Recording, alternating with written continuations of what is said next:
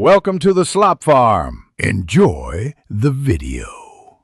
In this video, I will show you how to make delicious chocolate waffles. First, let's get organized.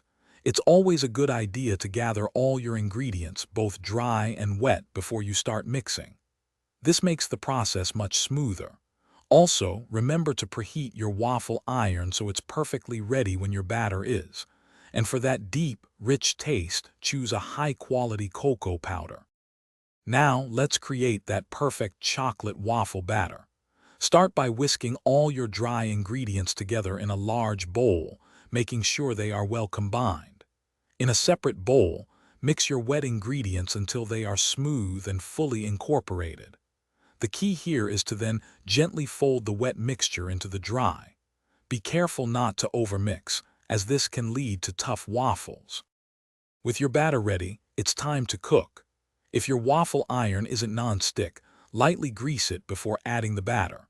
For most standard waffle irons, about 1/2 cup of batter per waffle is a good starting point. Close the lid and cook until your waffles are a beautiful golden brown and steam is no longer escaping. This usually indicates they are perfectly done and crispy.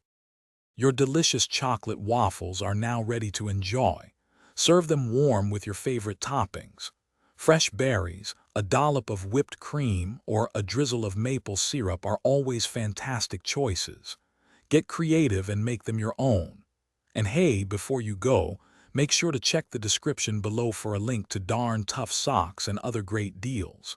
Thanks for watching, and happy waffle making. Thanks for watching. Consider subscribing if we helped you today.